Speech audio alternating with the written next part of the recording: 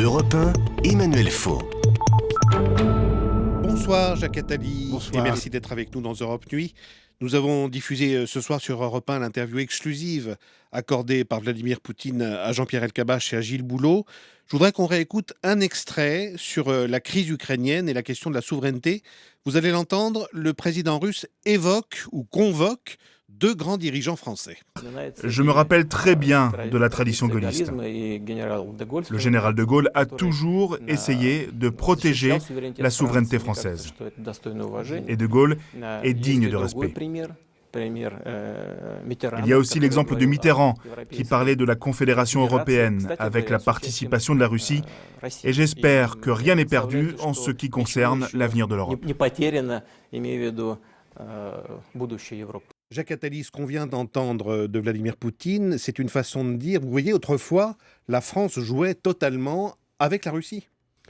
C'est très important ce qu'il dit là, parce qu'il redit quelque chose de fondamental dans la politique russe et qui, à mot couvert, est un appel au secours.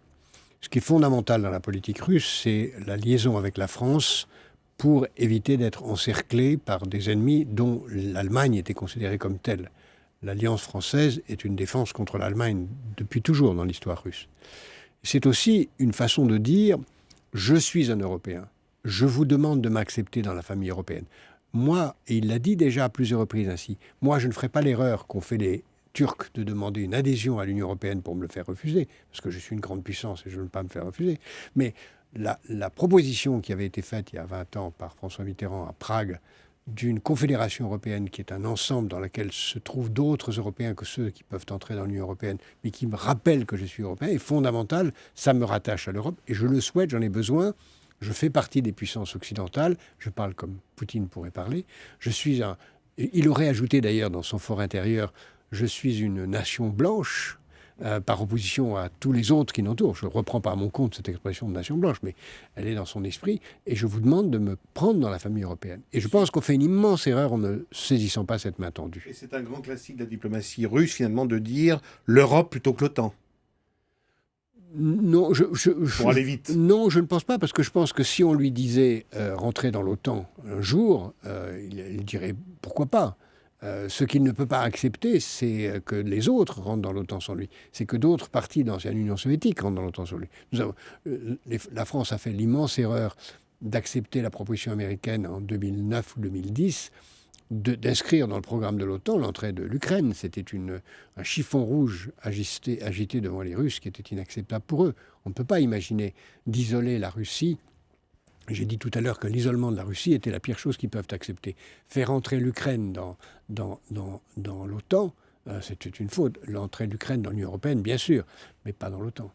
Alors Jacques Attali, je vous ai demandé de venir ce soir parce que vous avez été, on le sait, le conseiller spécial de François Mitterrand à l'Élysée pendant 10 ans et nous entrons dans une séquence diplomatique et symbolique très forte avec les commémorations du débarquement en Normandie. Il va y avoir une concentration de chefs d'État et de gouvernement vendredi, de la reine d'Angleterre à Vladimir Poutine justement. Est-ce qu'au-delà du cérémonial, au-delà des belles images mondialisées, les chefs d'État arrivent à se parler dans ce genre d'événement ? Pas vraiment. Les dîners sont l'occasion de ce qu'on appelle small talks, petites conversations, parfois des conversations très sérieuses, des petits secrets où peuvent s'échanger, parfois des rendez-vous sont pris, parfois des choses sont dites, mais il ne peut pas y avoir d'accords importants qui se nouent dans ce genre de circonstances. Il ne peut y avoir que des choses significatives et symboliques. Il faut dire qu'on est dans une situation un peu surréaliste, où on a refusé le G8 à Sotchi et on fait tout pour voir Poutine. Je pense que c'était une erreur d'avoir refusé le G8 d'ailleurs, puisque maintenant on fait tout le chemin inverse de celui qu'on a fait dans une sorte de balai à la Fédot. Mais c'est quand même important de renouer ces fils. Alors justement, on annonce un face-à-face, un tête-à-tête entre Barack Obama et Vladimir Poutine vendredi en Normandie. Ils vont forcément là parler de la crise ukrainienne.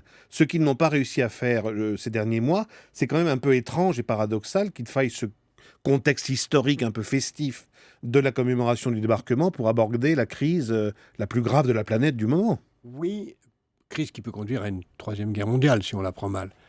Crise qui s'explique assez largement, sans faire de caricature excessive, par la politique intérieure américaine et en particulier par le lien qui unit Obama avec la ville de Chicago. première ou deuxième ville polonaise du monde, et qui explique l'obsession américaine, qui est l'obsession polonaise, dont on peut comprendre les raisons, qui est tout sauf les Russes. Et ce sont les Polonais qui veulent absolument qu'on écarte les Russes de la présence en Ukraine. Ce sont les Polonais qui veulent à tout prix que l'Ukraine rentre dans l'OTAN comme ils le sont eux-mêmes. Et vous pensez que Barack Obama est sensible à ce lobbying russophobe bien sûr, qui agit autour de lui? Absolument. Il est sensible parce qu'il est un homme de Chicago et tout ce qui se joue dans cette politique intérieure américaine lui est très présent. Alors, je reviens des Corobes, la Normandie, pour parler de cette crise. C'est étrange, non? Oui, c'est étrange, surtout qu'on avait un rendez-vous pour en parler à Sochi et qu'on l'a refusé, qu'on aurait pu avoir un autre rendez-vous pour en parler la veille à Bruxelles et qu'on n'a pas voulu inviter Poutine. Donc, pour des raisons de politique américaine, Obama, qui est évidemment obligé de parler avec Poutine, semble le faire par hasard ou en étant forcé pour dire aux Américains, écoutez, je ne pouvais pas faire autrement que le voir. Mais c'est vraiment grotesque, quoi. On sait que François Hollande a un problème d'autorité, c'est en tout cas comme ça qu'il est perçu dans l'opinion en ce moment. Ça représidentialise un événement comme celui-là? Oui, si c'est bien géré, enfin en tout cas, ça rappelle aux Français qu'il est président de la République. Et il a tout à fait intérêt à ce qu'on le rappelle. C'est pour ça que la meilleure chose qu'il puisse faire en termes d'image et de communication, c'est de se montrer dans ses fonctions, de rappeler en permanence qu'il l'est, de ne parler aux médias que depuis l'Élysée, toutes choses qui n'ont pas été suivies dans les périodes antérieures. Mais je crois que c'est en effet symboliquement important, à condition de bien le faire. Il n'y a rien de pire qu'un président de la République qui ne se comporte pas comme président de la République dans les fonctions présidentielles. Comme quand Nicolas Sarkozy montait les marches de l'Élysée en short et en basket. C'est pire que tout. Donc, alors vous en parliez, Nicolas Sarkozy, je sais que vous gardez un œil attentif sur la vie politique française. Le retour de Nicolas Sarkozy possible en passant par la case présidence de l'UMP, ça vous surprendrait? Non, Nicolas Sarkozy a un désir légitime de revanche, de revenir au pouvoir. J'espère qu'il n'a pas seulement un désir de revanche, mais aussi une introspection sur les raisons de son échec, ce qu'il n'a pas fait, ce qu'il aurait pu mieux faire. Et que s'il prend la présidence de l'UMP, ce sera d'abord pour faire une convention pour dire pourquoi nous avions échoué, pourquoi nous avons laissé la France dans cet état et quel programme nous pouvons avoir. On en est loin quand même, parce que pour l'instant, tant lui-même que les autres dirigeants de l'UMP ne pensent qu'à conquérir le pouvoir et non pas à y faire quelque chose. Pour l'instant, c'est une suggestion de son entourage, mais enfin, on suppose qu'elle ne part pas de rien. Son entourage est une marionnette animée par proche. Lui. Dernier mot, Jacques Attali, vous aviez conduit justement sous Nicolas Sarkozy une mission sur la modernisation de la France. Vous voyez cette nouvelle réforme territoriale très commentée cette semaine avec un redécoupage, une fusion des régions et aussi l'annonce de la fin des conseils généraux à l'horizon 2020. Ça doit vous rappeler des choses, ça, non? Ça fait partie des propositions que nous avions faites dans cette commission, dont je regrette, qui est une commission bipartisane, unanime de la CGT au MEDEF et qui aurait pu et aurait dû être appliquée à ce moment-là.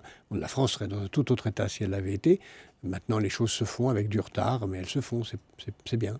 Ça vous choque une carte redécoupée dans le huis clos du bureau de l'Élysée un lundi soir? Vous savez, à un moment, il faut décider. La fonction du président de la République, c'est de décider. Il faut décider. Et puis, quelle que soit l'heure à laquelle c'est fait, ça doit être fait. Le pays souffre terriblement de l'absence de décision. Merci beaucoup, Jacques Attali, d'être venu dans Europe Nuit.